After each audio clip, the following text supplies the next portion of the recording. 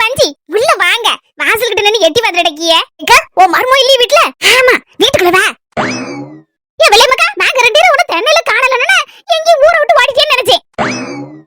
ஊரை விட்டுட்டு எங்க போவ? சா வரைக்கும் நமக்கு இந்த ஊரு தான். ஆமாக்கா தைரியமா நடு வீட்டுல உட்காந்துருக்க. ஓ மர்மோ அப்ப இல்லையா? எங்க பேர்க்கால வெளியில ரேஷன் கடைக்கு? அவன் எங்க ரேஷன் கடைக்கு போவா? ஐலாட்டி நான் தானே ரேஷன் கடைக்கு போவேன். உனக்கு தெரியாதாக்கா? ஆமா பத்தியக்கா இந்த மாதிரி வேலையெல்லாம் சொல்லியில ஒன்னதானே எவ்வாவா சுண்ணா மாதிரி எடுத்துட்டு என்ன பாடுபடுத்தாம என்ன போட்டு இன்னைக்குதான் எனக்கு சுதந்திரம் கிடைச்ச மாதிரி இருக்கு. அம்மா வீட்டு போயிருக்கலாம்.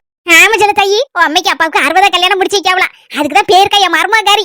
எனக்கு அவ பாடன்னா சந்தோஷம் தாங்கே விடல பத்துக்கா. வீட்டுக்குள்ள இப்பதான் நிம்மதியா சுத்தி சுத்தி வரலாம். அந்த வீட்டுக்குள்ள சுதந்திரமா இருக்குது கூட நீ கஷ்டப்பட வேண்டியிருக்கா. அதை நினைச்சதான் கொஞ்சம் சங்கடமா இருக்கு. என்ன செய்ய என் பொழப்பு நாரிவேல கிடக்கு.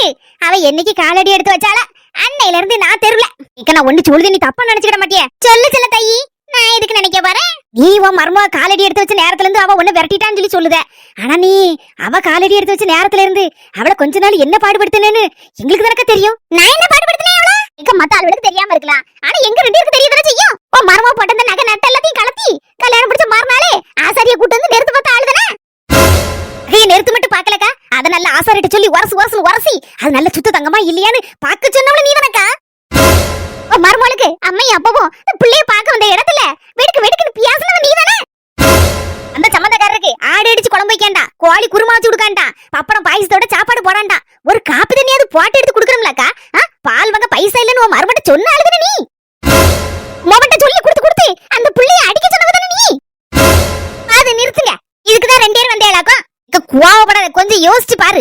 ஆரம்பத்துல நீ செஞ்ச காரியத்தெல்லாம் அந்த பிள்ளை மனசுல வச்சிட்டு இருக்கதானே செய்யும். என்னதான் மறக்கணும் நினைச்சாலும் மறக்கக்கூடிய விஷயமாக்கா. அதெல்லாம் நினைச்சிட்டு தான் அந்த பிள்ளை இப்படி நடக்கு. இவன் மறுமலை பெத்த பிள்ளை போல பாக்காண்டாமா. ஆனாலும் ஒரு மனுஷியாவது பாத்துக்கணும்ல அந்த பிள்ளைய. அப்படி பாத்துருந்தேன்னு வச்சுக்கா உனக்கு இதுக்கு நடுத்துருங்க. அங்கெல்லாம் நடுத்துறலையே நடக்கும் சொல்லு. அங்கெல்லாம் நல்ல வரலக்கா. நாங்களும் ஆரம்பத்துல இப்படிதான் ஆடிட்டு கடந்த உன் பேச்சையும் கேட்டுட்டு இதுக்கப்புறம் 4 ஆளோட போல நம்மளும் மாறணும். நம்ம மருமலை வச்சு நல்லபடியா காலம் கழிக்கணும்னு சொல்லி நாங்களும் கொஞ்சம் மாறிட்டோம்ல. நீ மாறணும்லக்கா. மாற மாட்டேங்க இல்ல நீ. எல்லா விஷயத்திலும் நல்லதான் செய்த. ஆனா உன் மரும விஷயத்துல மட்டும் அந்த மாதிரி நடந்துக்கிறியா என்ன செய்ய? நாளும் பொழுதும் பொய்யாச்சு. இப்போ உன் மருமோ உன் மவனை கைக்குள்ள வச்சுக்கிட்டா. ஆமா அவளுக்கு வேற என்ன பிடித்தரம் இருக்கு? நீனும் சரி கிடையாது. அதான் புருஷனை கைக்குள்ள வச்சுக்கிட்டா. கடைசியில ஒன்ன தூக்கி தெருல தூக்கி எரிஞ்சிட்டா. அவளுக்கு ஒரு நாளத்தை இருக்கு. அவளத்துக்கு தெருல போட்டுட்டு நான் அந்த நடு வீட்டுல ராசத்தி மாதிரி இருக்கேன். அத பாக்கதானே புவாரிய ரெண்டேரும். என்ன உன் கோணம் மாற மாட்டேங்க பத்தியா? இன்னும் மறுபடியும் அவளத்துக்கு தெருல போடுவீங்க. என்ன கை தானே போட்டியா? சொல்லு நீ என் நானான் போட்டியா நடக்கு வீட்டுல. நான்லாம் என் மருமலை பேச வைக்க செய்வதான் செய்வம்மா. ஆனா எதுக்கு எடுத்தாலும் இப்படி பேச வைக்க செய்ய மாட்டேன். நிலையா நிக்கவும் மாட்டேன். பேச வேண்டிய நேரத்துல பேசுவேன். அன்பா இருக்க வேண்டிய நேரத்துல அன்பா இருப்பேன். அதான் குடும்பங்குது. இப்படியே நீ தலகுப்புற நின்னு வச்சுக்கா உனக்கு என்னைக்கு கடைசி வரைக்கும் தென்னதான். நான் சொல்லி என்ன நினைச்சுக்கிடாத. செல்ல தாயி நானும் மாறணும் தான் நினைக்கேன். நடக்க மாட்டேங்க. மாறணும்னு நினைக்கலக்கா. அதுவே பெரிய விஷயம்க்கா. கொஞ்சமா என்ன மாத்திருக்கா. அப்பதான் உனக்கு மதிப்பு மரியாதையும் கிடைக்கும்க்கா. சரி கவலைப்படாதக்கா. நல்லபடியா நடக்கும். ஓ மார்மா வந்தா கொஞ்சம் நல்லபடியா கவனிச்சுக்க எடுத்துக்கோ. சரிக்கா ஏதோ வாசனை அடிக்க மாதிரி இருக்கு. ஒரு கிலோ மரிச்சினி கிழங்கு வாங்கினேன். நல்ல அடுப்புல போட்டு கங்குல வச்சு நல்ல பதமா சுட்டு வச்சிருக்கேன். அதான் வாசம் அடிச்சு எனக்கு நல்லா பிடிக்குமே. சரி கொஞ்சம் எடுத்து வாடியா. அப்பம்லாம் மரிச்சினி கிழங்கு எங்க வீட்டுல நல்ல தோட்டத்துல உண்டுக்கா. 1 கிலோ கணக்கு இருக்கும். அவ்வளவு பருசா இருக்கும். எங்க அம்மா காலையிலே இந்த மரிச்சினி கிழங்கு புடுங்கி நல்ல அளவோல கங்குல வச்சு பதமா சுட்டு வச்சிருப்பா. கூட தொட்டுக்கிறதுக்கு என்ன தெரியுமா? கருவாட்டு குழம்பு. எப்படி இருக்கு தெரியுமா? காலையில நாங்க ஒரு புடி பிடிச்சிருவோம். அம்மா அந்த பேலம் மட்டும் தானே இப்போ நம்ம அங்க எங்க சுத்தி தலைதா பொள்ள பிள்ளைலாம் அது எங்க திங்குவா? அதான் நோஞ்சா மனக்கு கிடக்குவா. நல்லதாயி பஞ்சி சாப்பிடுங்க. இந்த நல்ல சுட்ட கிழங்க நல்ல ஒரு மாதிரி மசிச்சு தாளிச்சு வச்சிருக்கேன். ஐவரும் என் மருமோ போகும்போது கொஞ்சோடு சாலை மீன் வாங்கி கட்டியா கறி வச்சு வச்சுட்டு போயிருக்கா. அதை தொட்டு சாப்பிட்டா நல்லா இருக்கும்ல. சாப்பிடுங்க சூப்பரா இருக்கும். இதே மாதிரி மரிச்சினி கிழங்கும் மீன் கறியை வச்சு சாப்பிட்டுருந்தேன்னா கமெண்ட்ல சொல்லுங்க. சூப்பரா இருக்கும். எங்களுக்கு ரொம்ப பிடிக்கும். பக்கத்துல 2 முறுக்கு வச்சிருக்காங்களா அதையும் கடிச்சுக்கிடுங்க. எங்க அம்மைக்கு எடுத்தால என் பொண்டாட்டி பாசத்தை யாராலும் மிஞ்ச முடியாதையா. பாசத்தினாலதானடா செல்லம் உன் காலடியிலே அப்படி சரண்டராகி கிடக்கேன் நாய்க்குட்டி மாதிரி. கிண்டல் இல்லடா செல்லம், நெசத்தை தான் சொல்லுதேன். சொர்க்கமே என்றாலும் அது எங்க ஊரை போல வருமா? அட சொர்க்கமே என்றாலும் அது அழகு சுந்தர ஊரை போல வருமா? என்ன மச்சா தங்கச்சி வாய பறந்து பாத்துட்டு இருக்கிய? எங்க ஊருக்கு போறோம். எங்க அம்மா வீட்டுக்கு போறோம். தங்கச்சி பாத்த தெரியலையா? என் தலையில சூட்கேஸ் போட்டியை கட்டியாச்சு. பேசாம கிரி சீன் போட்டுட்டு இருப்பா. அவன் நம்மளை ஏமாத்தின நாள்லாம் போதும் டி. இனி பெட்டியை கட்டிட்டு போட்டோம். நானே சொல்லலான் இருந்தேன். அவளே பெட்டியை கட்டிட்டா. பேசாம கிரி. போவாதீங்க அண்ணி அப்படி இப்படின்னு எதுவும் சொல்லாத நீ. பேசாம வாயை பத்திட்டு கிரி. இவ்வளவு நாள் இங்க இருந்தது போதும். அவன் மாமியார் வீட்டுல போய் இருக்கட்டும் டி. அதான் டி நல்லது. எனக்கு கூட பிறந்த அக்கா ஒருத்தி இருக்காமா, அவ கூட என்ன ஏதுன்னு என்ன கேட்கவே மாட்டா. என் தங்கச்சி தங்கச்சி கூட பிறவாத தங்கச்சி. உண்மையிலேமா எனக்கு பசிக்க நேரம்லாம் என் பொண்டாட்டி கூட என்னன்னு கேட்க மாட்டா. என்னன்னு சொல்லி அது சாப்பிடுங்கன்னு இதை சாப்பிடுங்கன்னு எதையாவது செய்து எடுத்து தந்துருவோமா. அந்த நன்றி நான் ஒரு நாளும் மறக்க மாட்டேம்மா. நீ நல்லா இருக்கணுமா. போயிட்டாரம்மா அண்ணே. அப்பல போயிட்டாரே. சரிங்க மச்சான். காஃபி குடிச்சிட்டு போங்களே. முறுக்கு ரெண்டு எடுத்து சாப்பிட்டுட்டு போங்க. காபி முறுக்கு சும்மா இருக்க மாட்டியா? அவன் மாமியா வீட்டுல போய் காப்பியை குடிப்பா. உனக்கு என்ன பேசாம இரியா? இல்லங்க, மனசுக்கு ஏக்க மாட்டேங்குது. ஓ நல்ல குணத்தை அவ புரிஞ்சுக்கிறதுக்கு வழி இல்ல. போட்டு அவ இடத்த காலி பண்ணிட்டு இல்ல வலது கால எடுத்து வச்சு முன்னால போ. அத்தம் பின்னாலே வாரேன். நால போனா பின்னால வாரேன். நீலகுட்டி போன் எடுத்து யாரோ போன் அடிக்கா? யாருன்னு தெரியல, புது நம்பரா இருக்கு. ஒண்ணு எடுக்கண்டா, பேசாம போவோம். இங்க முன்ன எடுத்த கால பின்ன வைக்காது. போய் யாரோ திரும்ப திரும்ப அடிக்கலட்டி. யாரு என்னன்னு பாரு. புது நம்பரா இருந்தா ஆரம்பிச்சேனா? உங்க அம்மா வீட்டுக்கு காலடி எடுத்து வைக்கல, அதுக்குள்ள உங்க அதிகார தூள் பறக்காகும். சொன்னா கேளு. எடுடி எடுத்து பியாசு. யாசி தொலைறேன். உசுர வாங்குறதுக்குனே இருக்காரு. ஹலோ, யார் பேசுது? என்னது? அப்படியா? பாத்துக்கலாம் எத்தனை நாள் பாத்துக்கலான்னு மனசுக்குள்ளே வச்சு வேதனை பண்ணிட்டு இருக்கேன். இன்னைக்கு ஒரு முடிவு தெரிஞ்சாவணும். எங்க அக்கா எப்பவுமே சிரிச்ச மூஞ்சோட இருக்கிறதான் நாங்க பாப்போன்னே.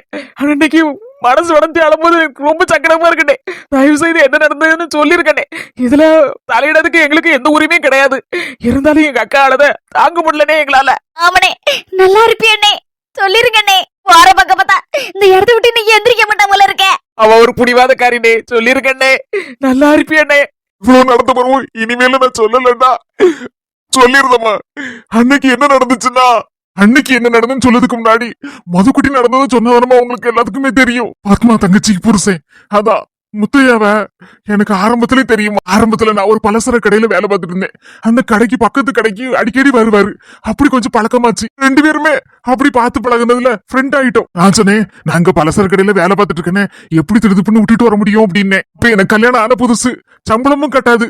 அதனால என்ன செய்ய போறோம் யாது செய்ய போறோம் நானும் முடிச்சிட்டு இருந்தேன். அந்த நேரத்துல இவர் சொன்னோன்னே எனக்கு கொஞ்சம் யோசனையா இருந்துச்சு. சரி சம்பளத்தை கூட்டி வேற தாரன் வேற சொன்னாரு. தேங்காய் கடைக்கு வந்துரு நான் பாத்துக்கிட்டேன் அப்படின்னு. அந்தளவுதான் நானும் யோசிச்சு பார்த்தேன். சரி தேங்காய் கடைக்கே போவோம். சரி சம்பளத்தை வேற கூட்டி தாரன் வேற சொல்லுதாங்கல்ல. நம்ம பொண்டாட்டியும் பாவம், அவளும் கஷ்டப்பட்ட குடும்பத்துக்காரிதான். அவளையும் நல்லபடியா வச்சு காப்பாத்தணுமே. என்ன நம்பி வந்தவள நான் கஷ்டப்படுத்த விடக்கூடாது அப்படின்னு நினைச்சிட்டு அம்மா அந்த தேங்காய் கடைக்கு போகணும்னு முடிவெடுத்து அவளையும் கூட்டிட்டு வந்தாலும் அங்க ஊருக்கு வந்தேன். நானும் முத்தையான்னு தான் கூப்பிடுவேன். அவரும் என்ன பேர் சொல்லி முத்துப்பாண்டின்னு தான் கூட வரும். ரெண்டு பேரும் அப்படி ஒரு ஃப்ரெண்ட் ஆயிட்டோம். கடையில நமக்கு கீழே வேலை பார்க்க வேலைக்காரன் தானே அப்படின்னு ஒரு நாள் என்ன நடத்துனதும் கிடையாது, நினைச்சதும் கிடையாது முத்தையா. அதுக்கப்புறம் தான் முத்தையா குடும்பத்தை அறிமுகமாச்சா. எனக்கும் கூட பிறந்த தங்கச்சியும் கிடையாது. அதான் அப்படியே ஒரு பாசம் வச்சுட்டேன். பத்மா மேலையும் புஷ்பா மேலையும். அவங்க குடும்பம் என்ன புசுரா நினைச்சாங்க. அண்ணன் சொல்லுக்கு மறு பேச்சு பேச மாட்டாங்க. நீங்க நில்லுன்னு கூட ஒரு வார்த்தை சொல்ல மாட்டாங்க. அப்படி அண்ணனே என் மேல பாசம் வச்சிருந்தாங்க. அதை இப்ப நினைச்சா கூட என்னால மறக்க முடியாதுமா. அந்த நேரம் தாம்மா என் பொண்டாட்டி மாசமா இருந்தா. எங்க அம்மையும் அப்பாவும் ரொம்ப வயசான ஆட்கள், ஊர்ல இருந்து வர முடியாது. அதே மாதிரி என் பொண்டாட்டிக்கு அம்மைக்கும் அந்த நேரம் பார்த்து அம்மா போட்டுட்டு உடம்பு சரியில்லாம ஆயிட்டு எப்படி வர முடியும். என் மச்சனும் எங்க மாமியார் பக்கத்துக்காண்டி அங்க இருந்துட்டா. கடைசியில என் பொண்டாட்டிய பார்த்ததெல்லாம் புஷ்பாவும் பத்துமாவும் அவங்க அம்மையும் தாமா நல்லபடியா பாத்துக்கிட்டாங்க. தான் பிள்ளைய போல. என் பொண்டாட்டிக்கு பிரசவம் ஆகும்போது கூட அவங்கதான் கூட இருந்து நல்லபடியா கவனிச்சுக்கிட்டாங்க. பாத்துக்கம்மா, அந்த நன்றி நான் என்னைக்கும் மறக்கவே மாட்டேம்மா. அது எங்க கடமைனே. அதெல்லாம் நீ சொல்லாண்டானே. அது எப்படிமா சொல்லாம இருக்க முடியும்? செஞ்ச நன்றியை மறக்க முடியுமாமா சொல்லு. ஆனா அது மாதிரி நானும் என் பொண்டாட்டி அந்த ஊருக்கு வந்து நின்றோம். உங்க குடும்பம் தானம்மா எங்களுக்கு ஆதரவு கொடுத்துச்சு. என் பொண்டாட்டிக்கும் பிரசவம் பார்த்து விட்டது உங்க அம்மையும் உங்க அப்பாவும் நீங்களும் தானம்மா. இப்படி தாயா பிள்ளையா ஒண்ணுக்குள்ள ஒன்னா நாங்க இருந்தோம்மா. என் மொவ பிறந்தோன்ன பத்துமா தங்கச்சி அவ்வளவு சந்தோஷப்பட்டா. என் மவனுக்கு தானே உன் மொவலை கட்டி தரணும் அப்படின்னு சொல்லி சொன்னா. என்னே நீ பிறகு மாறிடக்கூடாது பாத்துக்கோ அப்படின்னு வர சொன்னாமா. நான் சொன்னேன், எம்மா நான்லாம் யாருமா உன் கடையில வேலை பார்க்கக்கூடிய ஒரு மனுஷன். என் பிள்ளை நீ கட்டணுங்கிய அப்படின்னு நான் சொன்னேன். அந்த பத்துமாவும் புஷ்பாவும் சேர்ந்து கேட்டு சண்டைக்கு வந்துட்டாவோ. என்னன்னு நீ இப்படி சொல்லுத? எங்களுக்கு ஒரு கூட பிறந்த ஒரு அண்ணன் இருந்தோம்னா நாங்க அவன் பிள்ளைய கட்டி கேட்டா அவன் தராம இருப்பானா சொல்லு அப்படின்னு சொல்லி சொன்னாமா. உரிமையோட கேட்டா. அப்ப எனக்கு அவ்வளவு சந்தோஷமா இருந்துச்சு. எனக்கு என் பொண்டாட்டிக்கும் அப்படிலாம் நாங்க ஒண்ணா இருந்தோம். நானும் முத்தையாவ அப்படியும் மச்சானே கூப்பிட ஆரம்பிச்சிட்டேன். அவரு என்ன மாப்பிள்ளைன்னு கூப்பிட ஆரம்பிச்சிட்டாரு.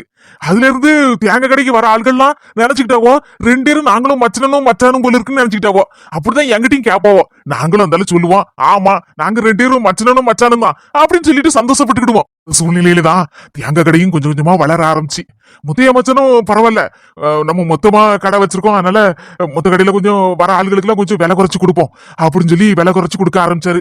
அதனால சுத்தி இருக்க கிராமங்கள்ல இருந்தெல்லாம் கல்யாண சடங்கு, பால் காய்ப்பு அப்படின்னு விசேஷங்களுக்கு எல்லாம் இந்த கடையை நோக்கி வர ஆரம்பிச்சாங்க. எல்லாரும் மொத்தமா தேங்காய் வாங்கிட்டு போக ஆரம்பிச்சாங்க. எங்க கிட்டே நிறைய பேர் வாங்கி கூட சில்லறை விலைக்கு விற்காம ஆரம்பிச்சாங்க.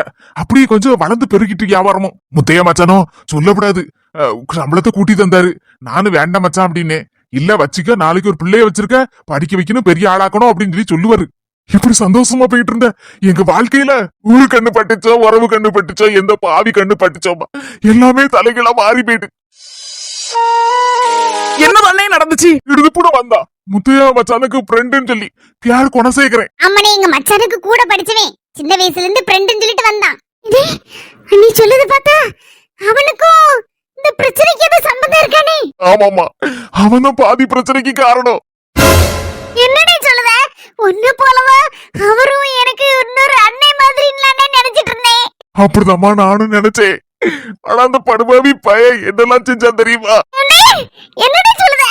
என்ன எங்க மச்சான் காணாம போன பிறகு எங்க அக்காவுக்கு நல்ல உதவி எல்லாம் செய்து எடுத்து கொடுத்தா, எங்களுக்கும் அப்படிதானே உதவி எல்லாம் செய்தா நல்ல பிள்ளையா பேச எடுக்கலாம் செஞ்சானே.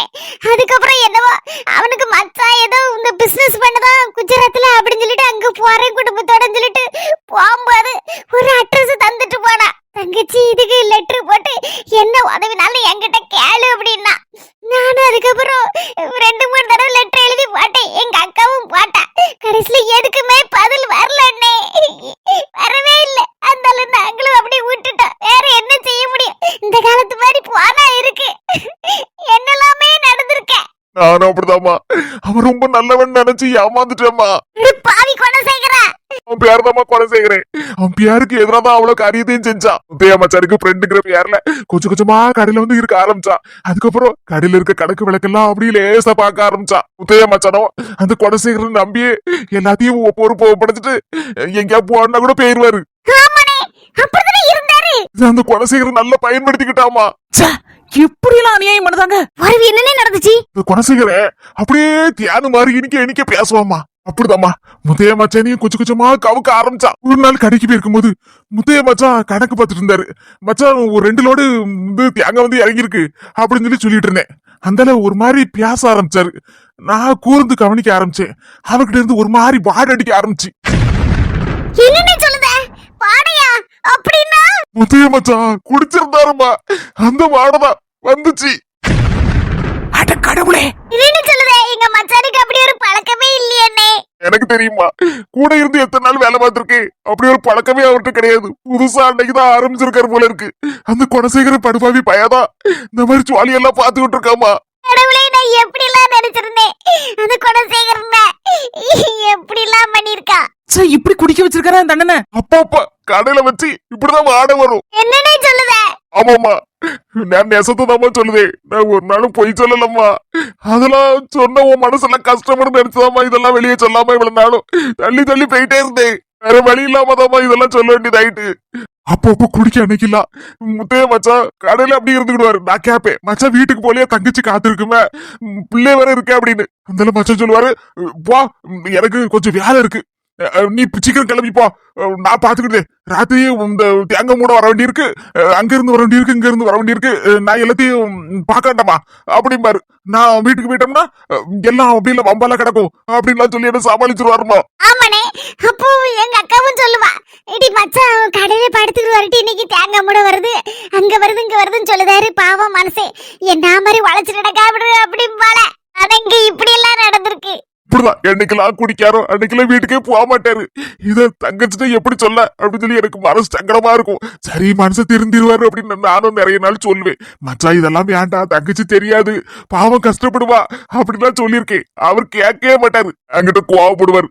என்னைக்காவது நீ சொல்லி பாரு, அதுக்கப்புறம் இருக்கு அதெல்லாம் விட்டுருவேனா. ஏதாவது டென்ஷன் ஆயிருப்பேன், அதனாலதான் கொஞ்சோண்டு எடுத்துக்கிடுவேன், மத்தபடி நான் ஒண்ணும் குடிக்கல மாட்டேன் அப்படி இப்படி ஏதாவது ஒன்று சொல்லி என்கிட்ட சப்பா கட்டிடுவாருமா. என் பொண்டாட்டிட்டு போய் சொல்லி சொல்லி சங்கடப்படுவேன். இப்படி குடும்பத்தை சீரழிக்கான இந்த கொலை செய்யற படுபாவி பையன்னு சொல்லி என் பொண்டாட்டியும் சொல்லுவா, எப்படிங்க நம்ம போய் சொல்லுது பத்மா மைனிட்ட அப்படின்னு சொல்லுவா. இப்படியே போயிட்டு இருக்கும் போது தீபாவளி வந்துச்சு. ஆமானே, அப்பதானே நீ காணாம போயிட்ட குடும்பத்தோட. என்னனே நடந்துச்சு? அலுமுடி இதுல இருந்து என்ன தெரியுது? இந்த படுபாவி கொலை செய்யறதா தான் இந்த முத்துப்பாட்டி என்ன ஏதோ ஒண்ணு செஞ்சு இந்த ஊரை விட்டு அனுப்பியிருப்பான்னு நினைக்கேன். ஆமா சின்ன பொண்ணு, நல்லா இருக்க குடும்பத்தெல்லாம் இப்படி கெடுக்கிறதுக்குனே 2 3 கிடக்கோல. முத்தையா மச்சான கொஞ்சம் கொஞ்சமா குடிக்க வச்சு அன்னைக்கு கணக்கு விளக்கெல்லாம் இவர் சரியா பார்க்க மாட்டாரு. கடையில இருந்து கொஞ்சம் கொஞ்சமா துட்டு இவன் வாரங்கட்ட ஆரம்பிச்சுட்டான். ஏ படுபாவி பைய, அன்னைக்கு நீங்க தைரியம் மாட்டே அந்த கொலை செய்யறனுக்குள்ள கதையெல்லாம் மண்ட வளர்த்து தண்ட வளர்த்து ஏத்தி இருக்கணும் பத்மா கேட்ட. ஏம்மா, அவன் அப்படி நடிப்பாமா நல்லவன் மாதிரி. உனக்கு தெரியாதுமா, புஷ்பாட்ட விட கேட்டு பாரா எப்படி நடிப்பான்னு. உம்மட்டி அவனே நாங்க ஒரு கூட பிறக்காத அண்ணன் மருதம்டி நினைச்சோம். அப்படி நம்பி எங்களையும் பாத்துக்கிட்டான்.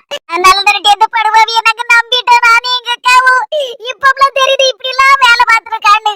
அன்னைக்கு சொல்லியிருந்தா கூட எல்லாரும் தப்பாவா நினைச்சிருப்பாங்க. நான் சொல்லதான் பொய்ன்னு நினைச்சிருப்பாங்க பாத்துக்க. ஒரு நாள் இல்லன்னா ஒரு நாள் 10 மாட்ட கையும் களவுமா அவனை புடிச்சு கொடுத்தோம்னு நினைச்சிட்டு தான் இருந்தேன். அதுக்குள்ள தீபாவளி வந்துச்சா. முத்தையா மச்சனும் எப்ப எந்த விசேஷம் வந்தாலும் தேங்காயை நிறைய எடுத்து போடணும், வியாபாரம் நடக்கும். அதனால 1 லட்ச ரூபாய் என் கையில தந்து நாளைக்கு காலையில லோட் எடுக்க போடணும், அதனால பத்திரமா வச்சுக்கோ 1 லட்ச ரூபாய் அப்படின்னு சொல்லி என் கையில தந்தாரு. பாவி பையன் கொலை செய்யறணும் கடையில வச்சு பாத்துட்டாமா இருந்தான். நானும் மச்சான் தந்த 1 லட்ச ரூபாய வீட்டுல ரெங்கு பெட்டியில கொண்டு பூட்டி வச்சுட்டு அந்தால எடி வயிறு பசிக்கு கொஞ்சம் கஞ்சி ஊத்துமா அப்படின்னே. அவள அந்த ஒரு சட்டி நிறைய கஞ்சி ஊத்தி கொண்டு தந்தா. அந்தால 2 வாய்தான் கஞ்சி குடிச்சிருப்பேன். புறவாசல்ல இருந்து சத்தம் கட்டுச்சு, கதவு தட்டு சத்தம். அந்தால என்னடா இது, முன் வாசல்ல தானே யாரும் வந்தாலும் கூப்பிடுவாவோ, என்னடா இது புறவாசல்ல சத்தங்குக்கு அப்படின்னு நினைச்சிட்டு என் பொண்டாட்டி நீ ஒண்ணு கதவு திறக்கண்டா, நான் போய் என்ன ஏதுன்னு பாக்கேன் அப்படின்னு சொல்லி புறவாசல் கதவு தான் திறந்தேன். வேற யாருமா, அந்த கொலை செய்யறன் தான். என்ன நீ சொல்லுத? ஆமாமா, அந்த படுபாவி பயதான். என்னடா இவன் புறவாசல்ல வந்து நிக்கா அப்படின்னு நினைச்சிட்டு என்னனே அப்படின்னு கேட்கறதுக்குள்ள ஒரு கட்டையை தூக்கி மண்டபத்துல போட்டுட்டாமா. படுபாவி என்னடி சொல்லுத? ஏதோ சினிமால கதை வர மாதிரில இருக்கு.